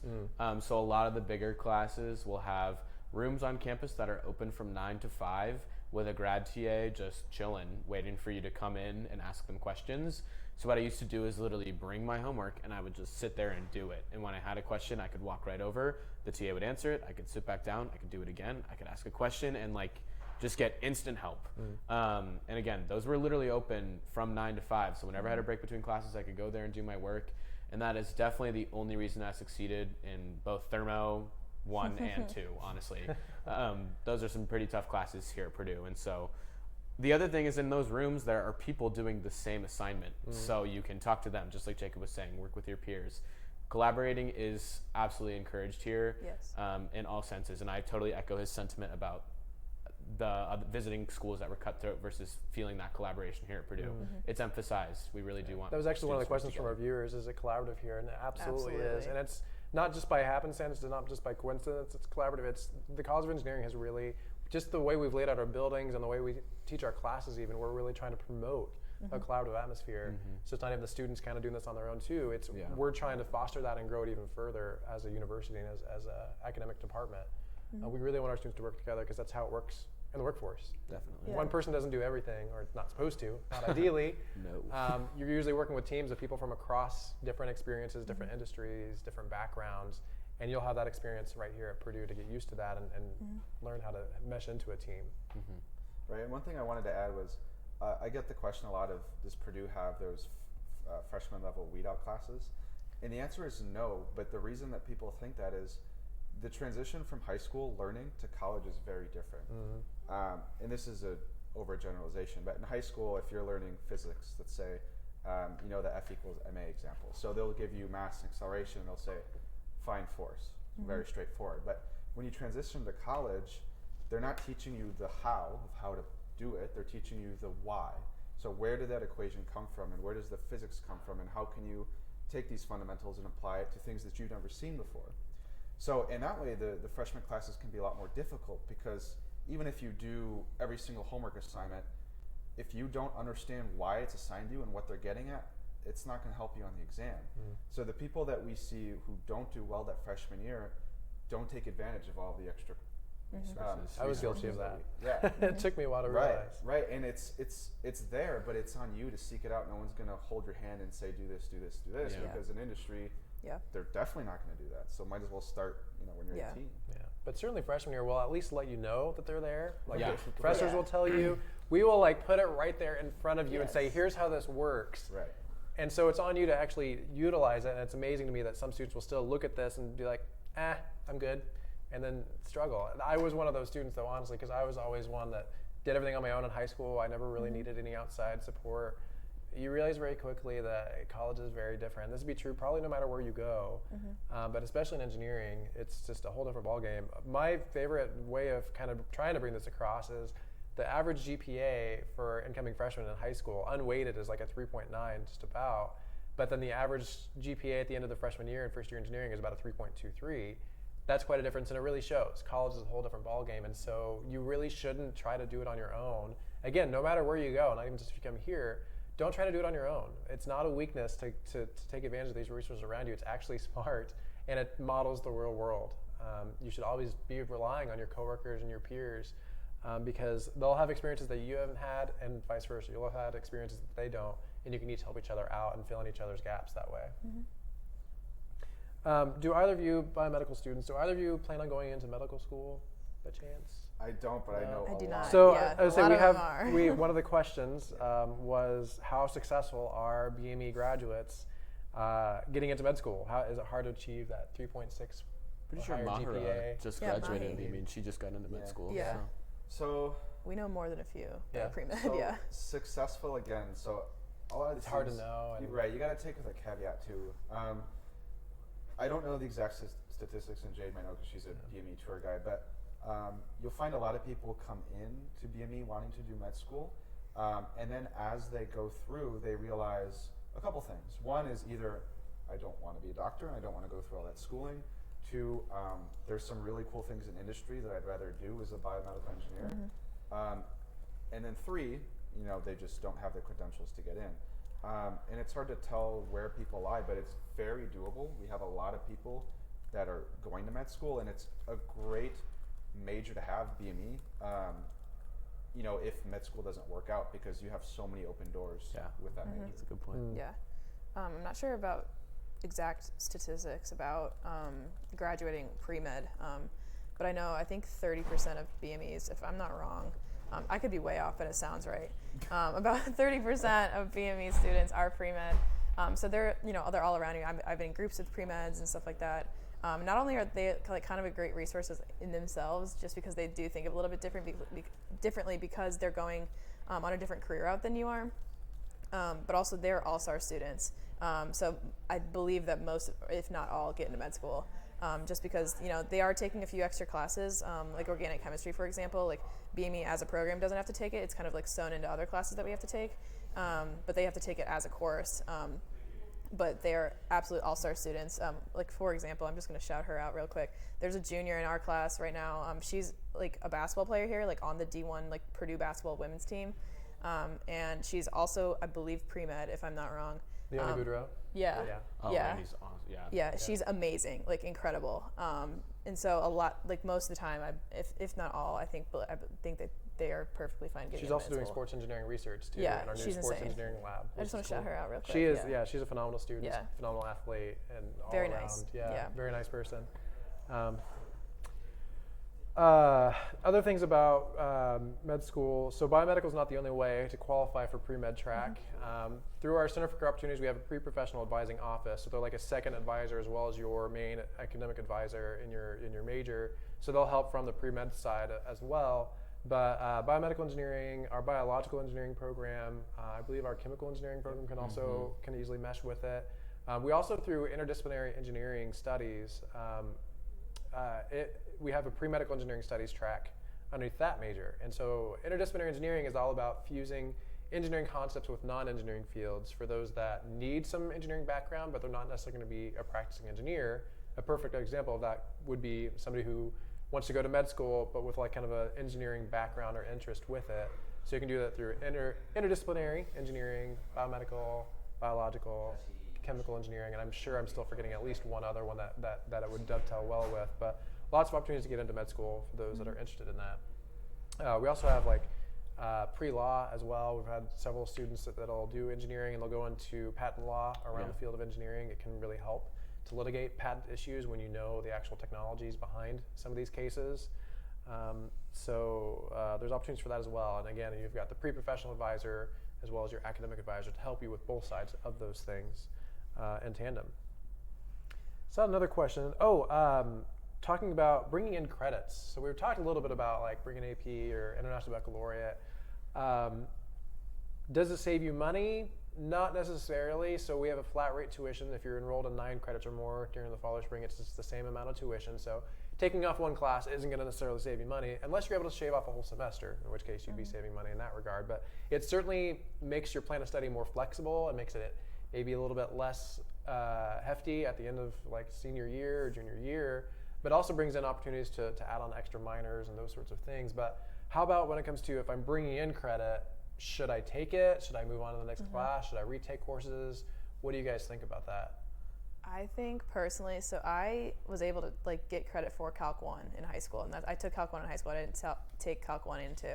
I took Calc 1, was able to test out of it, but I did not take the credit. I retook Calc 1 my freshman year, and you'll hear differing opinions about this, but I don't regret that at all, because I personally did not feel like my high school prepared me for it.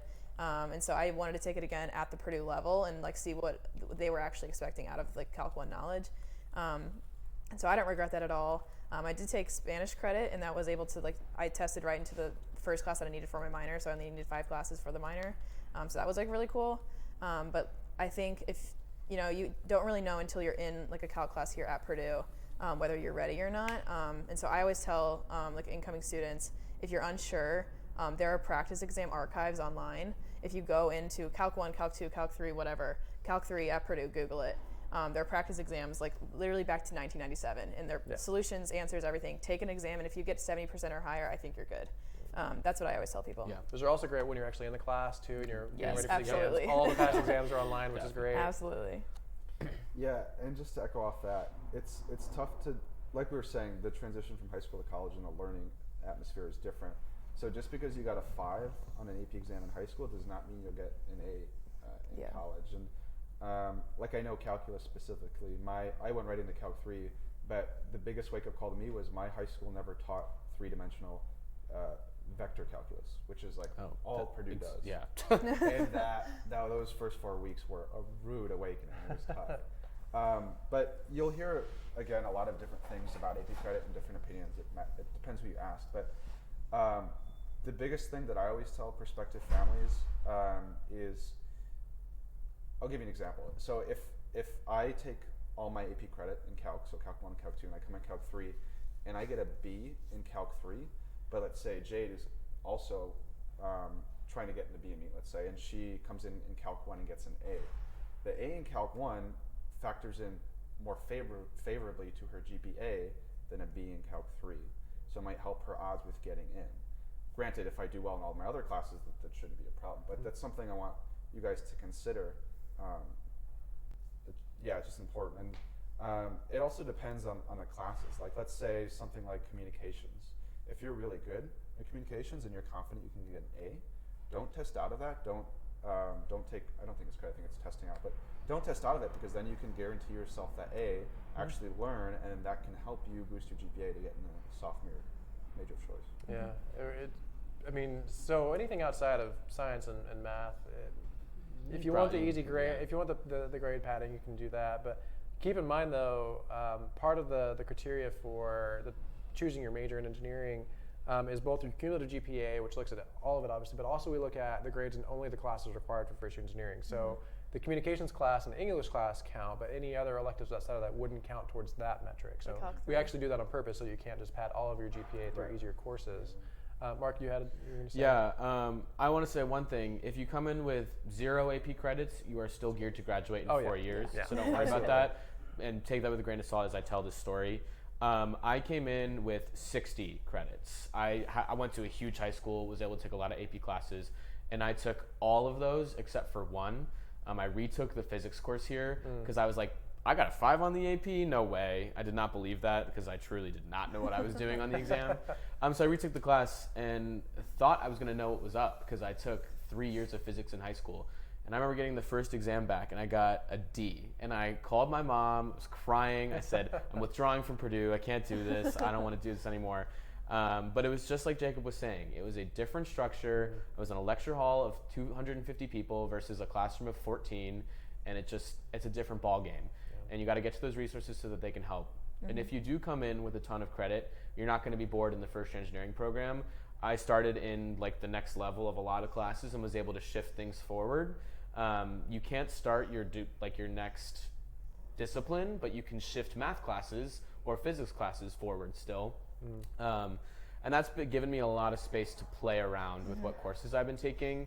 I've taken a lot of things outside of engineering, and that's really helped me kind of expand my brain rather than taking 6 math and science courses. I'm in a jazz class right now. I took creative writing, criminal justice, like been able to just take a lot of things that I was like, I want to learn about it. And that's been really nice. And also I've been able to keep my semesters around 15 credits, which you can go anywhere from around 15 to 20. 20 gets pretty uncomfortable, but 15 is like a comfortable 4 to 5, or it'll be around 5 classes.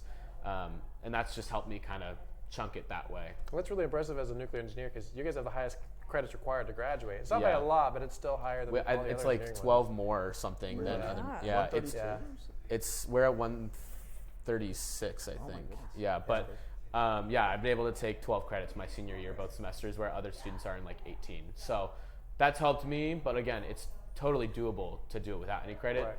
But that credit's helped me do that. And it gets tricky with, like Jacob said, like you could maybe retake a course as an easy A, but that's not always the case. Right. I came up with credit for Calc 1, and I thought I'd retake Calc 1 as an easy A.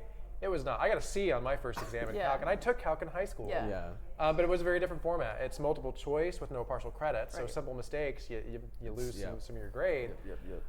So for me personally, it's a lot of homework. It was a lot of studying. It was a lot of exams on stuff that I already pretty well knew, maybe not in quite that format, and I had to kind of cope with that. But looking back on it, I wish I would have probably just gone right into Calc 2, because if I'm going to struggle and work hard on stuff, I'd rather be on new things, like have a new challenge. But it is you're going to get different opinions from everybody, and that's reflected that it really varies on you and your comfort level and what your desires are and what you're looking for. When it comes to math, definitely download the last final for whatever one you're getting credit for. See how you did. That is one of the best pieces of advice I can give. Unfortunately, we don't have exams for every class out there. Otherwise, I'd say do that for all the math and science courses. But it's really based on your comfort level. Retake a course if you feel you need the extra foundational skills, or if you're really, really confident you can get an A in it and you want that A. But otherwise, if you feel like you did pretty well, if you got a 5 on the AP for whatever the category is, you can probably accept that credit and move on. And then anything outside of math and science, like language or history, take that credit and run with it, because that's going to free up for other things down the road that you want to do. Like jazz. Yeah, like jazz, like golf, bowling, back-to-back flower arranging on Tuesdays and Thursdays. Flower arranging. It's a cool there's a class. wine tasting class. You have to be 21 and up, and it's actually, I've heard it's quite challenging. It is. I heard it was really My hard. brother took it and he did not get a good grade in it. It's hard. Just maybe not quite worth it unless you really want to know a lot about wine and all of the things behind that. All right, so honors colleges. Any of the three of you guys do honors? I'm in it. You did? And you're still in it? Yeah, I'm about to You're one of the rare graduate few. with it. Yes. Don't be so surprised. So, well, only like 20% I think of engineering students graduate with the honors diploma. So do you want to talk about how the first year engineering experience is a little different then? And it's Definitely. now called the Goss Scholars Program in Engineering. If you do the first year, the honors variant of first year engineering is called Goss Scholars. If you're seeing that, that's what that is. Don't get too confused. All honors college students admitted to the College of Engineering are a Goss Scholar. But you can also apply to be a Goss Scholar in engineering through the Goss Scholar Learning Community without being in the honors college. So whether you didn't apply to the honors college right off the bat or you weren't admitted, you can still do the engineering honors track potentially by applying to the Goss Scholars Learning Community through the Learning Community app. You can apply to other learning communities as well. So do you want to talk about honors variant, how that works? Yeah. So I was admitted into the honors college rather than the Goss Scholars. So if you're in the honors college, you'll be in the Goss Scholars. So it's all the same. But basically, you're going to take a different version of that first year engineering course, and it's going to be more rigorous. That being that said, it's faster paced, it's going to be more material, more projects. Tangibly, you will meet more times a week, and you will just have more assignments. It's for those ready for a challenge, and I quite frankly loved it. I knew that it was going to be challenging, but I wanted to get the skills that came with it. So that class actually has the Intro to Physics course built in, so you will also get credit for Physics 172, a class that somebody not in the Goss Scholars program would otherwise have to take. That shifted when I took it. It was a computer science course that we got credit for. So mine was very computer science heavy. Now it's very physics heavy. But that course is going to have 3 structured projects that are going to be very hands-off from the professors. They're going to hand you the project statement, and you're going to have to do it on your own time outside of class. And that's really challenging. And the first year engineering regular version will also be that way. Mm-hmm. But the projects will be a little bit more real world. It'll be you'll be graded a little bit harsher on how you would actually communicate that in a real world sense. But it's for those really ready to be slapped in the face with engineering, but in a good way. I really enjoyed it. I loved getting to live in the Honors College. So the Honors College and the Goss Scholar are 2 learning communities as well. The Honors College specifically was an opportunity to live with people that weren't engineers, but also were engineers. And so I met a lot of my friends that way in that learning community. A great thing about the Honors College too is it's priority registration. So if I'm a freshman in the Honors College, I actually schedule my classes before a senior not in the Honors College. So that was really nice. What it looks like beyond freshman year, in order to continue with the honors degree, you need to have 24 honors specific credits also on your degree. So whatever your 130 credits of your engineering degree, you need to hit those and 24 more honors. That can be specifically an honors course, or you can honors contract an engineering course. So I could take Calc 2 honors, and that counts towards those 24. The Calc 2 honors would be the regular Calc 2 course plus like one big long-term additional project that you're working on with other Calc 2 honors students. The final wrap-up of the Honors College is you need to complete a scholarly project by the end of your senior year. Oftentimes students fill that with research. They're making that more accessible to engineers because we already have senior design. It's really challenging to kind of do senior design and another scholarly project if you're not involved in research. So if you are doing that option, they have a couple classes you can take to kind of supplement your senior design that allow it to count for the scholarly project. So they're working to make it more accessible for engineers because in the past it's been challenging to get that 24 additional credits with the amount that's necessary for engineering. I guess I'm a case that it's possible. They're working on making it more possible too. Right, yeah. and I think that they're doing a great job of working with us in our individual scenarios to make it possible for us to graduate with it. So along those lines, I also like to make it clear the Honors College at Purdue, especially for engineers, is really a thing that you should only pursue if you're interested in it, not feel obligated to do it. It's not, the Honors College is not a traditional honors program. It's more about experiential opportunities, a little bit of added depth on the academic side, but really, especially in their honors-specific courses that are taught through them, it's all about thinking more broadly, applying your field to other areas and how other areas play into your field. So it's a lot more of an experiential program. And so it's not for everybody. Not everybody has that interest. Not everybody is cut out for it maybe too, but it's also not a status symbol. Yeah, no, definitely. Well, I'm an honors student. Look at me, bow down. No. That's not what we're about for the Honors College. The Goss Scholars program, the Engineering Honors variant, is a more traditional honors program. It's not still a status symbol, but it's more traditional in the role in that it's within the academic. It's a more depth within your actual field of engineering, as well as added rigor. So it's a lot more of a traditional honors program in that regard. So for some students, the Honors College and Goss Scholars both would go hand in hand. They'll do Goss Scholars and stay in an Honors College. Other students may find only the Goss Scholars appeals to them, and they'll do that, and they won't worry about doing the Honors College. Others will do only the Honors College. They'll still have to do Goss Scholars, freshman year, or you can just, but it's definitely not a thing where if you're not doing the honors program, either one, that you're missing out, or you're not going to get a job, you're not going to be able to do cool things. Yeah. The vast majority of our students are not in honors, and we have a 95% placement rate after graduation. Our students are getting involved in research, internships, co-ops. It's just it's a cool thing for those that want to do it, but you don't have to do that to do the cool things. Right. If that makes sense. That's it's a great program, but I just don't want anybody to feel obligated to like, if they're stressing out because they didn't get into the honors college or anything like that. You can also reapply as a current student if you really want to get into the honors college and strive for the honors diploma. But it's also not a make or break situation. All the students admitted to Purdue Engineering are honors caliber students. You were probably honors at your respective high schools. So you've already got that going for you, and you're graduating from a top 10 engineering program in the nation. So that's really what employers more care about is, what experience do you have? And you've got the Purdue reputation behind you as well. They're not really concerned on if you're graduating with honors or not. So it's very much a personal drive thing, not a professional gain sort of a thing. All right, we have just 14 minutes left. These really blew by. It did go really fast. Is there any grade deflation within the College of Engineering? So I think I've actually had this question earlier, and at least what they meant at the time was like bell curve grading, that only so many students get an A in the class, and they're going to curve the whole class down. Have any of you guys experienced that? No. You can be completely honest. No. So that's one thing that I like about Purdue, again, when I visited other competitive schools, was if you get an A in all the exams and an A in the class, you get an A, even if the average was an A. Yeah. And there isn't any reason you shouldn't. Right. Got an A in class. Right. Yeah. I mean, they will curve it like in your favor, but not like in a bad way at all. Yeah, usually anytime I'd seen curves in my classes, usually curve up, not a curve down. Yeah, no, Right. never. There might be just a handful of classes out there that's the professors still grade on a bell curve. I know that the university as a whole is encouraging our professors to not do that because that defeats the purpose of a collaborative atmosphere. Yeah.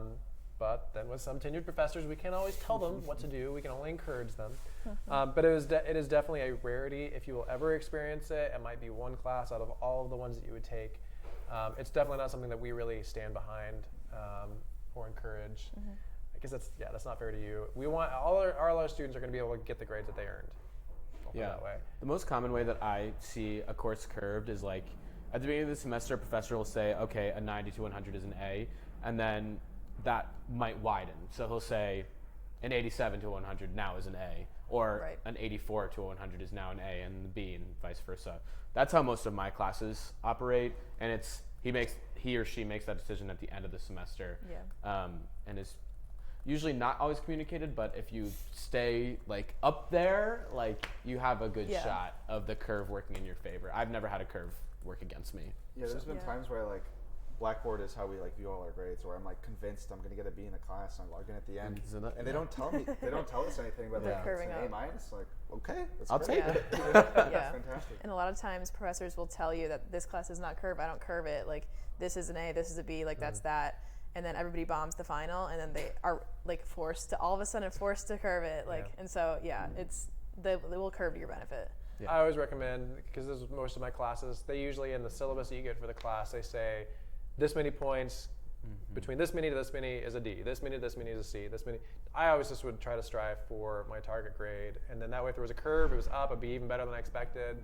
But yeah, it's hardly, I never experienced a downward curve in any of my classes as a student. It's not something I even hear about from our students anymore. I'd heard about a couple classes like that when I was a student, but that was also a while ago.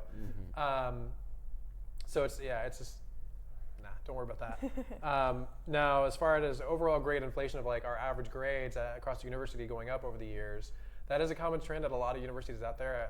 I saw a chart a few years ago where they're looking at kind of grade inflation across college campuses, and year over year, the average GPA for students kept just inching up and up and up and up. And the Ivy Leagues, I think, were the most like upward trends. We were flat. Purdue University was like literally flat the entire time.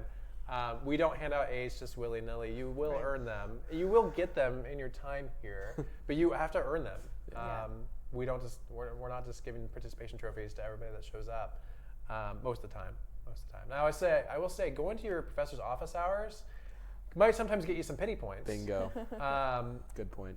But don't just go to office hours just to try to get some pity points. Like actually connect with your professors and generally, reach out to them for assistance and all of that. But I've also gotten some extra credit sort of things that way by having a relationship with my professors of like going and chatting with them in their office hours and just being very involved. So they see that I'm committed and that I'm actually, working hard in their class.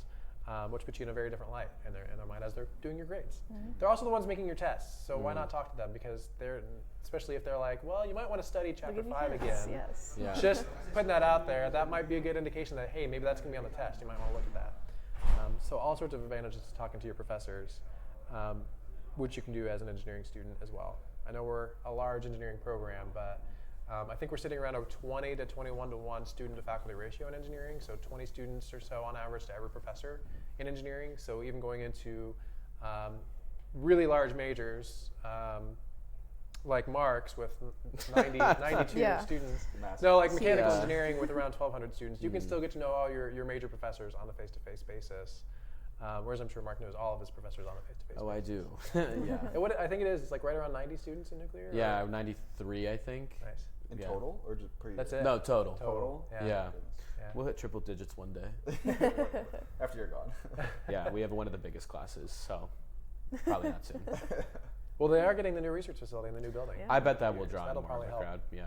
Yeah, we need more nuclear engineers. So if anybody's interested, please continue that interest in nuclear engineering. Yes, please. Biomedical, I think, is around 100 per class. So I think you Yeah. guys are around 300 or so. Yeah. in It's biomedical still engineering. definitely still small enough to like know all of your classmates too, especially with like group projects and stuff that we've had like literally in every class that we've taken. Like we have a giant group me full of everyone in the junior class, which is Nice. cool if you like don't know number one. Hey guys, what's number one? Yeah, I know some of the smaller like materials engineering. I think they have a group me for everyone in materials engineering because it's also a smaller one. It's around 100 or so students. Mechanical engineering still I've heard of group me's. They're usually around a class, Yeah, like an actual right. like ME class, not like the Industrial cohort. too. Industrial does that.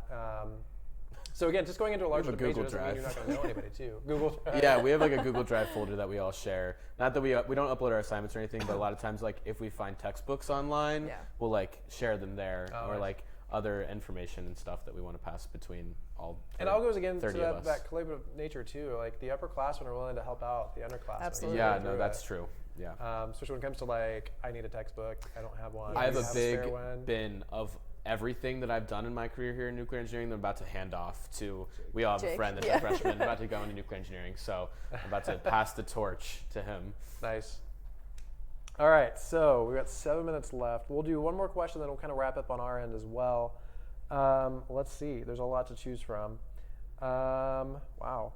Is it recommended to take foreign language classes? In my opinion, If you want to, Up you to absolutely you. can. We don't require it. I think we're the only college on campus at Purdue that doesn't yeah. require foreign language, so it's up to you. You absolutely can. It's a nice break from engineering though. Let's do something on like the experiential thing since that's the topic of the broadcast. Maybe if we have them.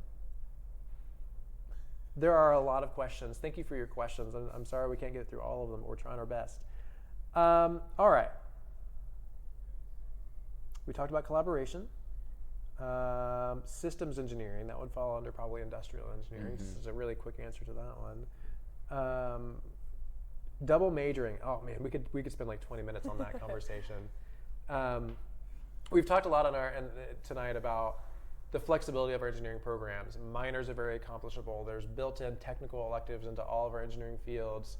So all that to preface, double majoring is not recommended. It may be technically feasible, like possible to do, like from a logistical, you can actually sign up for it standpoint, but it's not recommended. It might take longer than 4 years, with a couple caveats. Our liberal arts college has what they call Degree Plus. You can double major as a STEM student, so engineering, for example, with any of the majors in the College of Liberal Arts. They've waived all the College of Liberal Arts requirements, only require the major-specific courses for that. So you can much more easily double major with engineering and liberal arts. That also means that foreign language double major is a lot more attainable if you want to do engineering in Spanish or German or something like that. But outside of those, double majoring is not usually recommended, but also it's not usually necessary. You're usually able to get, if students that are asking about double majoring they realize fairly quickly that they're able to get what they're looking for through a minor or through the technical electives or a mixture thereof, or by getting involved in certain research opportunities or student organizations. There's so many ways to incorporate that that's far easier to do, that also won't extend your time to graduate, because double majors usually will also extend your graduation date, because you have all the credits required for engineering plus all the credits required for that extra major as well. And engineering already requires a lot of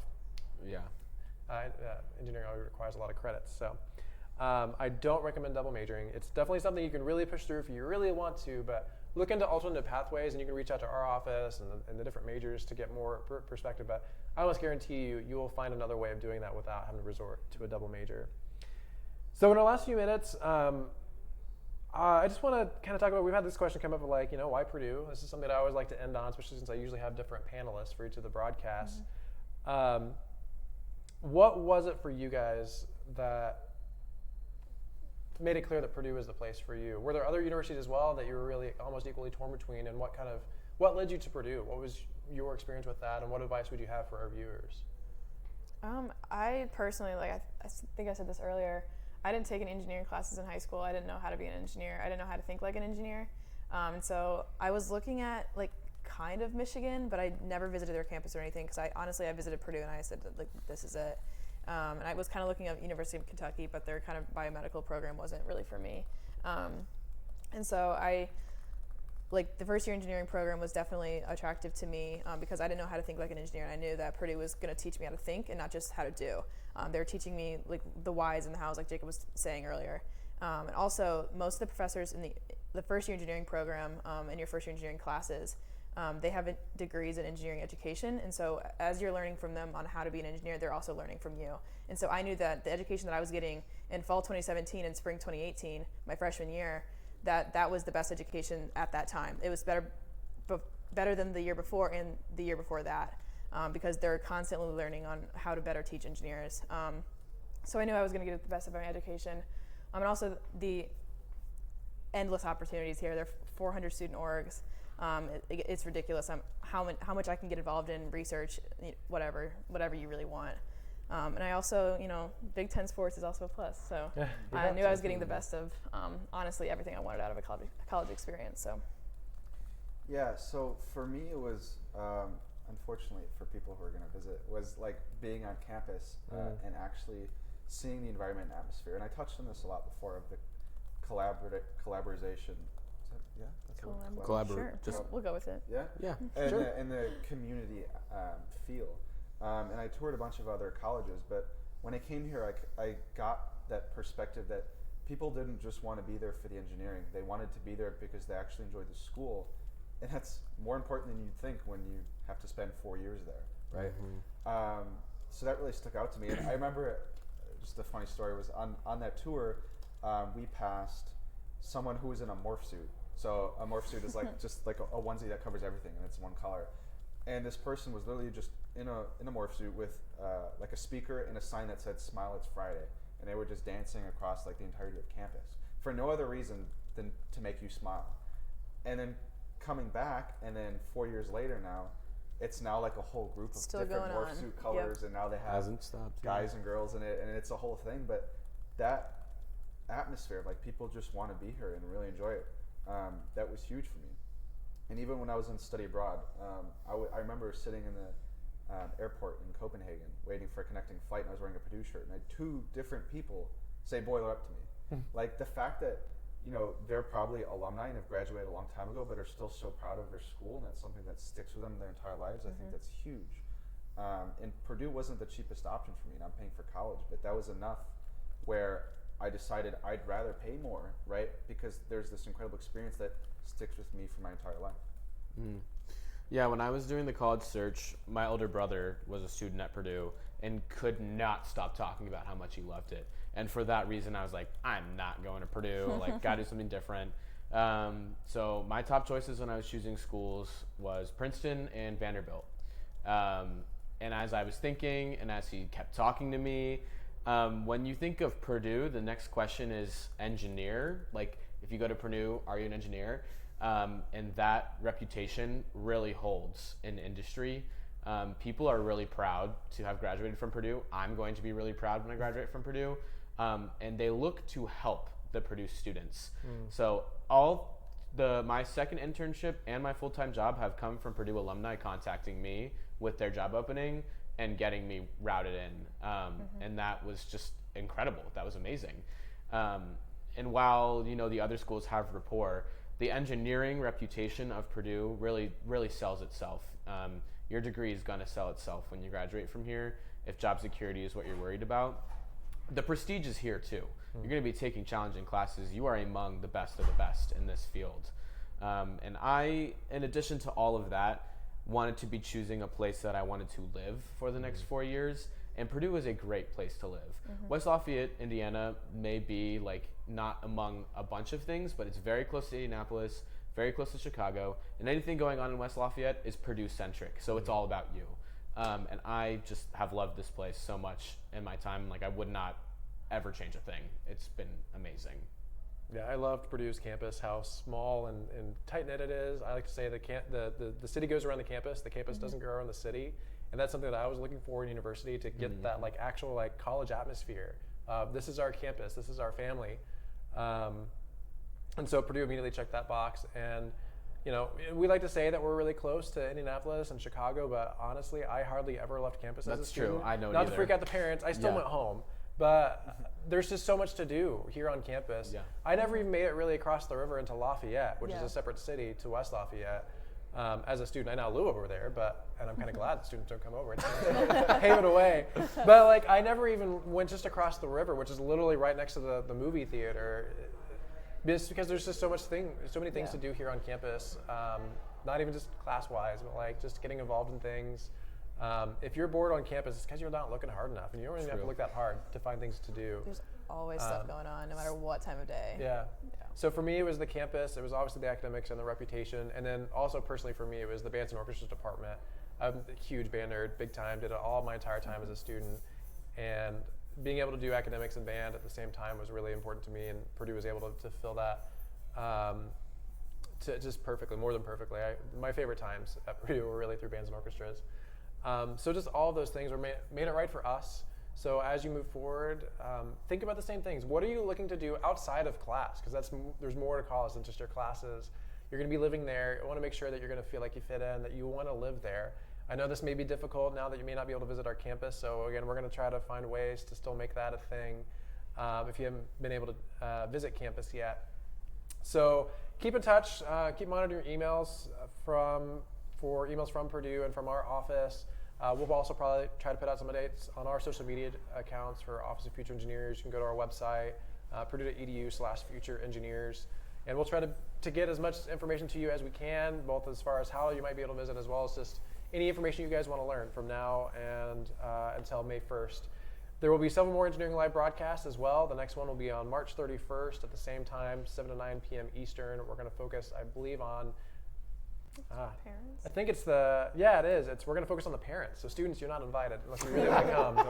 But we're actually going to focus on the parents and families of our students, because we know there's also really strong supporters behind the students. We're also, future topics we're going to be covering are going to be student life. We're going to have one on academics and majors and how to survive being an engineering student and what major to choose. And we'll also have a last minute one right before the May 1 deadline if there's anything else you want to know before you make your mind, or if you've already decided and you still just want to learn more. So plenty more broadcasts to come, as well as other opportunities to make up for our campus closure that just was announced today. So bear with us, keep us in mind, and keep talking to us. Let us know what else you want to know. Email us, call us. We're happy to help any way we can. So thanks again for tuning in. Have a great night, everyone. We'll see y'all later. Thanks, everybody. Thanks, guys.